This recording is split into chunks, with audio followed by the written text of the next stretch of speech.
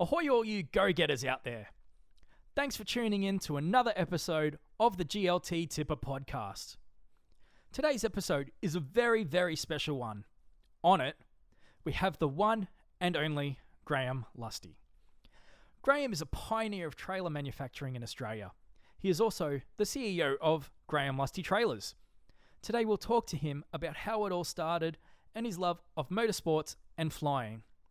So, it's an absolute honour to introduce you all to Mr. Graham Lusty. G'day folks, time to talk some trailers. Sit back, relax, grab a coffee, heat up that $2 servo pie. Hey, put your feet up, only if you're not hauling them. Let's all learn a thing or two. Graham Lusty Trailers presents The Tipper. Hey, here we are. We're live with the Graham Lusty Trailers Tipper, and do I have a treat for you? Graham Lusty, welcome. Thanks, Darren. Welcome. So happy to get you off the floor. It's been a bloody busy month this month, like 2 weeks back, and it's been chockers. It has been. Yeah.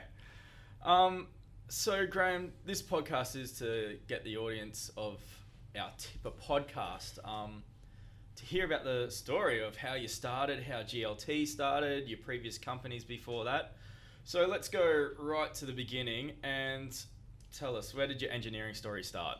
Okay, it started as being an apprentice for H.A. Nolan at Nye West, which is a small country Victorian town, and I did a 4-year apprenticeship and then ran his workshop for a couple of years and decided, well, why should I be running it for someone else when I could be doing it for myself? So with the help from my parents, I started an engineering business also in Nye West, and stayed there for a number of years building farm buildings and farm machinery. Yeah. And what was that one called?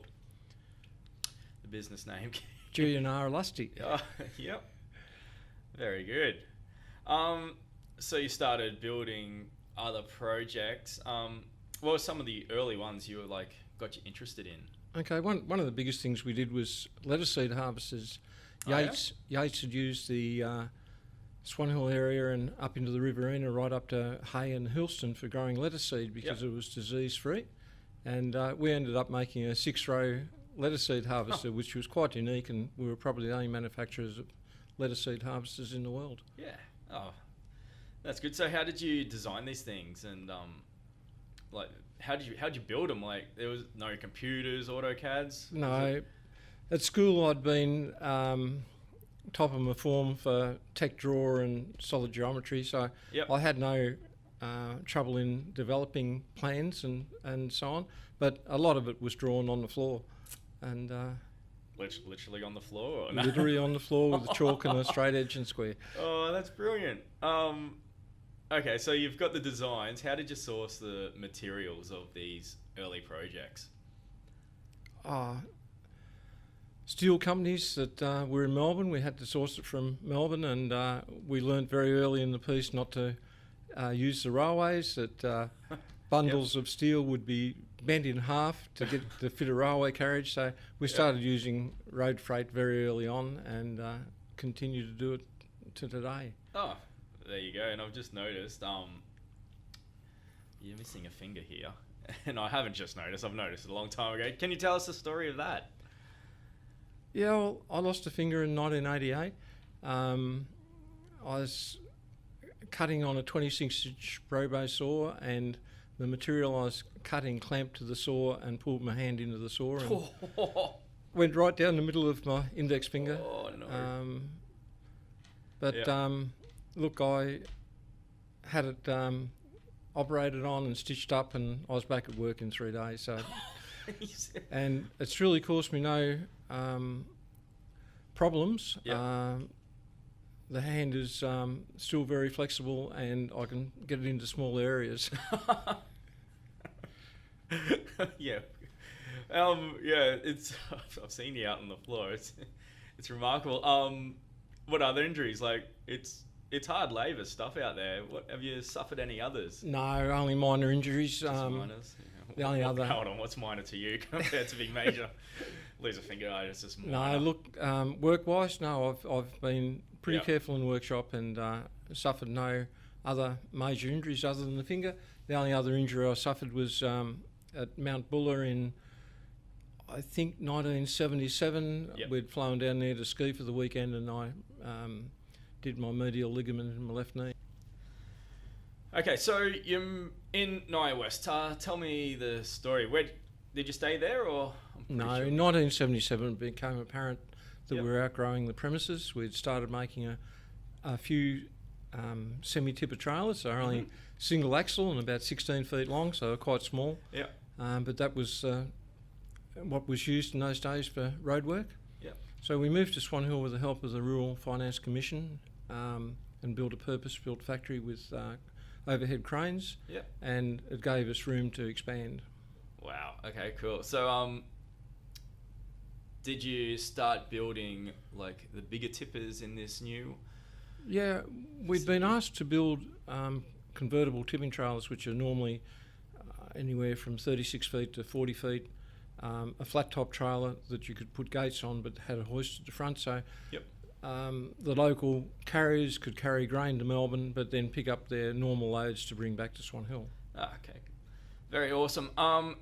So this, I'm guessing, puts you into like the mid 80s. And then explain the emergence of Allison's and to create the Lusty Okay, Allison. we'll just go back a little bit there, Darren. Okay. In yeah. 1981 we started building aluminium trailers, tipping trailers, and we found a ready market for Who brings a phone to a podcast? Yeah, James. Sorry, Graham, I was talking to John. Yeah. Okay. You're good to go again. Yeah. Okay. So you are a busy man, taking phone calls and podcasts. Yeah, thanks. Let's go back to where we were. It was early 80s. Yep. We were talking about. Okay, we started building aluminium tippers and sending them to Queensland. We found a ready market up there for both our steel tippers and our aluminium. Yep. Our trucks were delivering them to Queensland and coming back empty, and occasionally Allison's would get us to bring a low loader back down to Victoria. The company Allison's were for sale, and we put together the funds and we actually purchased Allison low loaders in 1985. My brother John and Roger Hill went to Brisbane and ran Allison low loaders for a number of years. Very awesome. Yeah. So okay. So how did all that work? Okay, well, we were building low loaders in Brisbane, Yep. and our trucks were delivering everything from curtain-siders, flat tops, aluminium tippers, steel tippers to Brisbane. Yep. And we found that we could deliver our low loaders to customers in Sydney, Adelaide, Melbourne, Swan Hill. So the whole thing started working very well for us, and we had an outlet then in Brisbane to sell our gear. Okay. So what year is this at the moment? Where? That was 85. We purchased Allison's, and that continued on for 5 years. Okay. So we're now into the 90s. Where are you based there? Okay, well, in the 89, we had the recession we had to have, or so Keating said, and that really affected us. And Desert Storm in Iraq was causing havoc in the oil price, and our customers were having trouble paying for their fuel and not getting any increase in their freight because everyone was feeling the pinch of the recession. So they stopped buying trailers, and we went from having 140 staff busily employed to not having enough work for them. So the recession really affected. It did, and naively I went to Melbourne and talked to Ferrier Hodgson, and we were put into voluntary liquidation. Yep. I actually went to Melbourne, picked them up in my plane, and brought them back to Swan Hill, and an hour later they closed the factory down. It was a great disappointment to me and to a lot of people. Okay, so no factory in the early 90s. Where does EMS come into, Lusty EMS? Okay, well, I initially went across to Wagga and worked with a friend of mine, John McNichol. Yep. And we can continue to build trailers over there. But my brother invited me to Brisbane to help him start Lusty Allison again. Yep. I couldn't get on with the CEO he had at the time, and I started working for equipment and machinery sales in Brisbane, making tyre shredders and rock crushing gear and road-based material gear. Yep. And we got on very well, and I was employing about 6 contractors and contracting out this gear. We were sending tyre shredders all around the world.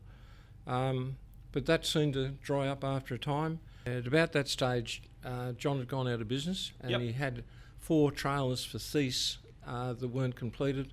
Yep. We took them over and finished them at EMS. And at about that stage, Bob and Jim had split from their other partner, Barry. Yep. And Bob could see a future in building aluminium trailers with me, so we started Lusty EMS. So this is in 1997. Yep. 1997. Yep. It was very successful. We expanded the premises. We continued on. And then in 2003, MaxiTrans showed interest in buying the company. It was going great guns, and Yep. we had about 30 odd employees. MaxiTrans first refused to buy us at the price we wanted. Yep. But surprisingly, they came back in February 2004 and said, we'll take it. Okay, well, can I just rewind it a bit?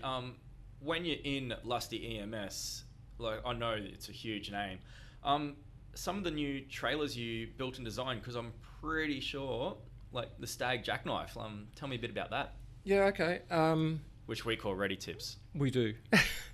A guy from New Zealand had told me about Pantech trailers in New Zealand that used the jackknifing process to be able to unload the front trailer without unhooking the back trailer. Yep. So, in other words, they could fork out produce from both the rear trailer and the front trailer. Yep. I could see instantly it came to me that as a tipper, this would be ideal, that you could jackknife the back trailer and unload the front trailer. Yeah. So we made a prototype for Kerry Hungerford. Yep. And it proved to be very successful. He could tip off into the bays at a ready mix plant very successfully and very quickly. And so we made quite a few of them.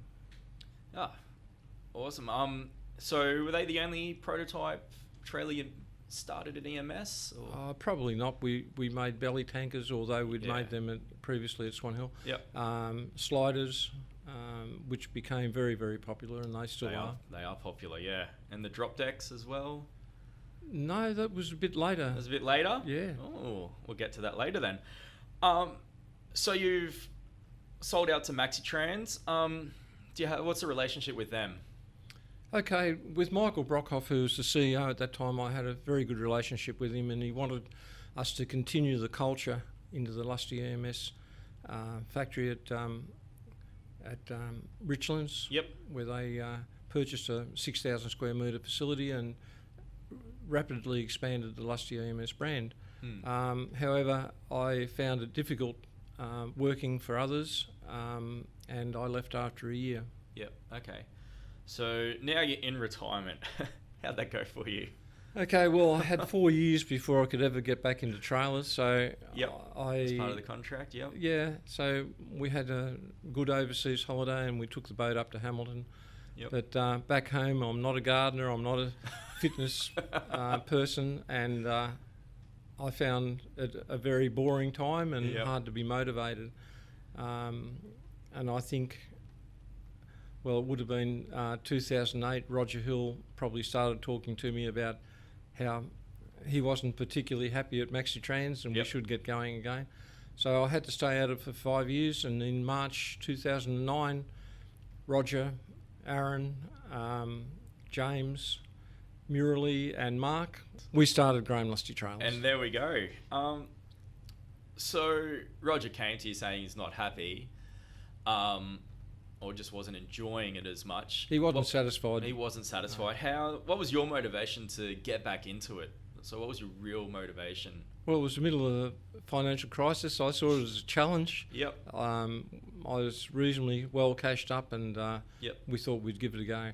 And quite straight away, our customers, especially from Victoria, started seeking us out, and we were building for them. Mm-hmm. But locally, Max McNabb came and purchased a couple of trailers from us. Vince Humphreys got a body and dog. Yep. And so it just continued. And just grew from pre-existing Yeah. customers. Oh, that's very good. So we're at GLT now, and we've got 50 staff, probably a bit more. 70, building 200 trailers a year. Where do you see this company, GLT, going over the next 10 years? I can see it only getting bigger and better. I would have been really frightened a few years ago that with the drought like we have up and down the East Coast that we would run out of trailers.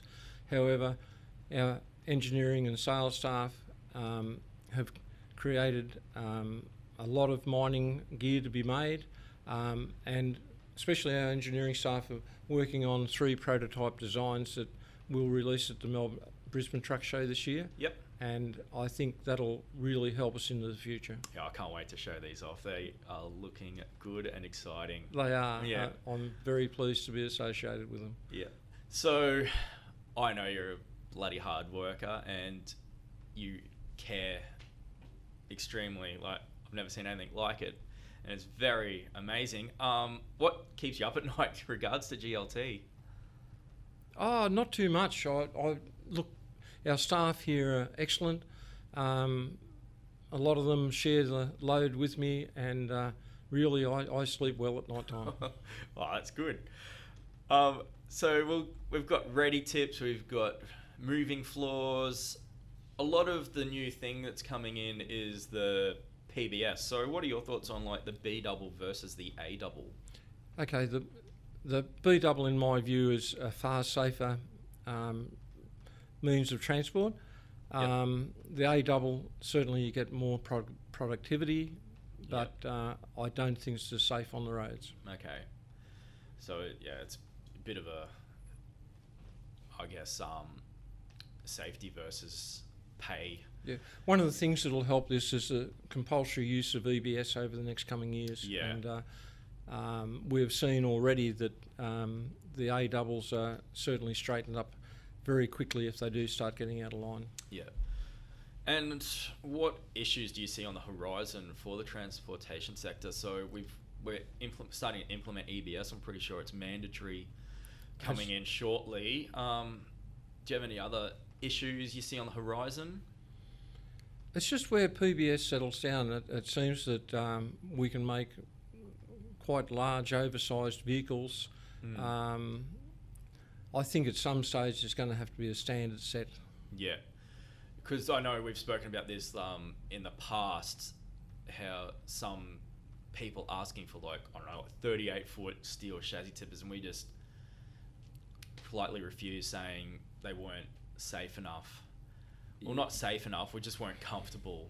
No, look, anything over 36 feet in tippers, especially if they're going to be used for scrap steel, I'm not happy to make. Yeah.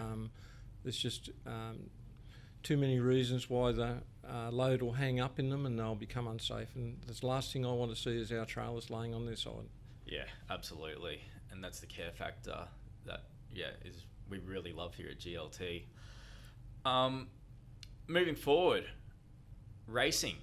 Yeah. Here's a smile to the face. It does. I know it's your true passion. When did it start, your love of the burning rubber? I would say 52 years ago. Yep. And we started in Speedway with hot rods. Did that for quite a few years. Went on to off-road rally with some success in the early days. And in 1979 or 8 or 9, I purchased a LJ Tirana from Brian Potts in Sydney. Yep. The first race meeting I took it to, I won 4 out of the 5 race meetings, which was a shock to me and all my competitors. Yep. And that year, it was actually 1981, that year I won the Victorian Sports Sedan Championship. Wow. Okay, so 1981, where did we move from there to in the Okay, racing? I purchased a Toyota Celica from Bruce Gowns in Tasmania, which was the Toyota Tasmanian Toyota dealer team. Mm-hmm. And this had a Repco Holden motor, and I had quite good success in that. And then in 1984, my brother John and I decided we needed to go to Bathurst. So we purchased a VH Commodore from Peter Brock, Yep. which had been John Harvey's number 25 in 1983. And we went to the mountain, and we were going great guns. Going to the mountain, all we wanted to do was finish in the top 10. Yep. And we were going very well until we had a tail shaft failure, and we dropped 16 minutes. And we've ended up finished 13th or 14th, but it would have been a dream come true if we hadn't had the tail shaft Still a failure. remarkable effort. I mean, it was pretty big fields back in the day. Now there is a rumor that I've heard quite a few times. Is it true you once used a vice grip as a gear stick? Yeah, while I think racing? in 1986, our gear shift broke, and I raced into the pits, and while they were trying to figure out how to get a new gear shift in for us, they gave me a pair of vice grips. I clamped it on, and I continued on for another 9 or 10 laps until they were ready to change things over. That's just wild. So can you list all the different cars you've owned or raced over the years? Yeah, we started off in LJ Tirana, Yep. then to the Celica, Yep. then to Brocky's VH Commodore. We had various Commodores then that right up to the Walkinshaw Commodore, which we had in 89 and 90, which was a great car. From then I had a bit of a spell, although I did drive other people's cars at Yep. times. And we purchased a Nissan R35 in 2012, which I won the Queensland Production Sports Car Club Championship with it that year. Hang And, on, how old were you in 2012? 70. Amazing. Yeah, sorry, keep on going. I just find Okay, it so astounding. I really got the bug again for racing, and a year or two later I purchased a Mosler, which is a 7-litre Chev-powered American sports car that the race cars actually get made at Roll Centre in England. Very tricky car to work on and drive at first, but I just love it. And in 2016 I won the Queensland State Championship for production Wow. sports cars. Wow. It was a long time between state championships, but Have to be close to a record. and I still drive it today, and I absolutely love driving Yeah, it. I do hear it starting up every now and then. Yeah. Every Friday afternoon, we can feel the wall shake. That's true. Yeah. So you bought a car off Brocky. What was he like? Yeah, Brocky was great to deal with. Yeah. When he realised we were fair income racers and not just there to muck around, Yep. he really did help us. And believe it or not, we helped Brocky on occasions. Yeah, okay. I remember one time at Oran Park, he was having diff problems, and we had a spare Wiseman diff that he had never tried before. Yep. And I still can remember him saying it. He was a second quicker around Oran Park with our Wiseman diff than he's ever been before. Yeah, right. So obviously racing comes with dangerous territory and crashes. What was your worst crash you've ever had?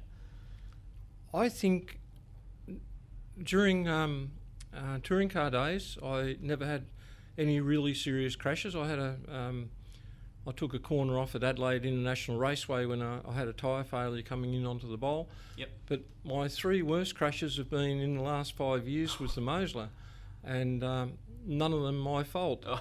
I was cleaned up at Phillip Island by a car coming out of the pits that didn't do the right thing and stayed to the left. I was as far right as I could, and I was almost up to 300 kilometres an hour. Yep. When he came out of the pits, come across the track and hit me on the front wheel. That punted him off the track. I did 2 high-speed 360 spins and ended up in the gravel on the left-hand side. And I sustained a deep tissue injury, which lasted for almost 18 months. I think if I hadn't had a hands device on, I would have broken my neck. Oh. Yeah, that is And scary. apart from that, at Lakeside, which Yep. is quite a dangerous track, but I love driving on it. Yep. I had a suspension failure which cut a rim in half, and that put me backwards into the fence, then spun around and in front into the fence, and it badly damaged the car, and it took us quite some time to rebuild it. And then the same year at Bathurst, Roger had gone with the R35 and I'd taken the Moslem, and we ran in the wet for Friday and Saturday, Yep. got through unscathed. On the Sunday it was fine. First lap I had gearbox problems. I decided to retire the car. I was almost into the pit lane. I was almost to the tyre barrier when a Ferrari got out of control Yep. and hit me at high speed. And I thought he'd demolished the car, but it demolished the Ferrari more. But I got out of that relatively unscathed. Yeah. Okay. That's just crazy. It blows my mind, like just the high speed crashes. So we're talking about cars and your racing. One thing I've definitely seen with Graham Lusty trailers is we build a lot of car transporters. Can you tell me how that started? Yeah, running Group A with all the stars of those days, Yep. which was just a privilege to be on the track with. Alan Moffat was the first one to come to me and ask me to build a transporter, which we obliged, and then Yep. quickly other Group A teams followed. Glenn Seaton, Freddie Gibson, Tony Noski, Yep. Larry Perkins, and we ended up building 18 transporters Oh, at that period. yep. I was asked over the next number of years to build transporters, and I was never quite satisfied with the design. We were using FRP and steel frames, Yep. and it wasn't until a few years ago that Steve McFadden, a friend of mine, asked me to build a transporter, and I said, well, we will if we can use aluminium, fiberglass and stainless steel, Yep. so that they never go rusty or never deteriorate. Yep. And so we did that, and the next thing we had Roland Dane from Red Bull Racing ask us to do a B-double, and that's on our webpage. It is. A very smart bit of gear. It is. And- Because at the truck show, like 2 years ago, the Brisbane truck show, Yeah, the lineup for that was just wild. it was amazing. Yeah, it was. It looked spectacular. So, what are some of the features we designed in that Red Bull? Because there's a couple new features that we've never done before. No, that's right. We've got engine lifts, we've got folding stairs, everything's run off an iPad. The motor will come up out of the floor for servicing. The lockers will open without any outside catches or buttons. It is, and the roof. We Yeah. made the roof lift up 300 mil to give them more height up top for when the engineers are up top, And I'd like to say and air conditioning. air conditioner. I'd like to say we helped Red Bull have a great year last year. I'd like to think so. So you're racing still at the age of, how old are you now? 76. Yes. Uh, Is there any generation of young Lusties who are? Yeah, well, yesterday, this is the second season for my grandson into go-karts, Yep. and we had a wonderful day yesterday at a test and tune day, Yep. and I'm looking forward to big things from Hugo this year. That's exciting. So he's just doing the go-karting at the moment, and he's going to teach him the ways of life of the racing. Yeah, look, I hope to get him into a car by the time he's 16, and Yep. Hugo tends to come to every race with me because he's so interested in what we're doing, Yep. and I obviously go to his go-kart racing. That's very exciting times for Hugo and the Lusty name in the driving. So we'll go back to a bit of the start. You said you picked up and you flew customers earlier. So flying, tell me about that story. Yeah, okay, I probably 1974 I learned to fly in a Piper Cherokee 140. Yep. And graduated to a twin Comanche after I had my licence, which had been a boyhood dream of mine to own a twin Comanche. Once I had it, I realised they were a very noisy aircraft. Yeah.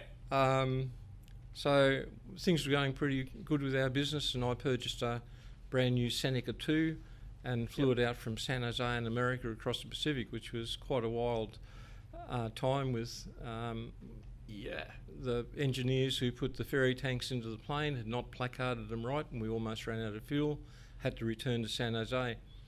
Hang on, so you took off from LA? No, from San Jose. And you've got 5 hours out over the Pacific and realised that one of the tanks was empty when it shouldn't have been, and we'd been pumping fuel overboard from wrong instructions. And taking off at 2 o'clock at night time, we couldn't see the fuel going overboard because of the darkness. So we returned to San Jose with about half an hour of fuel remaining, and I've got to say that the life raft we had looked very, very small. Oh, wow. So you're back in Australia. You didn't need an emergency land after turning back to San Jose? No. We stayed a day, worked out the tank system ourselves, and I think a day later we flew off and we landed in Honolulu. Yep. No problems. We took off from Honolulu a day later, again at 2 o'clock at night time, because each leg was about 14 hours, so we took off in the dark, so we always were sure of arriving in the daylight. Yep. But we ran into a severe thunderstorm out of Honolulu, and the plane bucked and rocked and kicked around for 2 hours before it all settled down. And then we were we had 16 hours of fuel on board. Each leg should have been 14 hours. We were into our 15th hour before we found American Samoa, so we were very grateful to see it. Oh, wow. We stayed there for a few days and then took off and overflew Fiji and New Caledonia. Yep. And it was quite uneventful getting back to Brisbane. Oh, that's good. It was. Emergency landings are never good on planes. So you're back in Brisbane. Did you fly to customers? I've heard a few stories in the past. Yeah, because we had service centres in Adelaide, Melbourne and Sydney. At that stage we had 140 employees, so I used to come to Brisbane once a week. So I flew a lot during that period, and one of the stories that gets told quite regularly is that a customer from Orange had picked up a convertible with a power pack and hydraulics fitted underneath, and he'd only been back in Orange 2 days and the motor had failed. Yep. And I picked out a new Kohler motor and flew it up to him and fitted it, and 10 years later that story was going around like it happened yesterday. But it was the only time it ever happened. I quite often flew out to customers at various airports or even their farms. Yep. And I had about a 95% record of sales if I flew out to see the customer. So what you're saying is we should get a jet again and fly around the street. Is that what you're trying to say? Okay, and one last question, because we do have a new website being built, and there's going to be a little hidden Easter egg in there. What is your favourite band, Graham? Well, it's going back a few years now, although there's been some new releases. Yeah. But the Seekers and Judith Durham is my favourite. Ah, very nice, very nice. Well, Graham, thank you so much for spending time with us here at the GLT Tipper. Thanks for jumping off the floor, because I know how crazy busy it is at the moment, and you're always on the floor. So, yeah, thanks heaps for having a chat with us, and here's to brighter things for GLT. Thanks, Darren.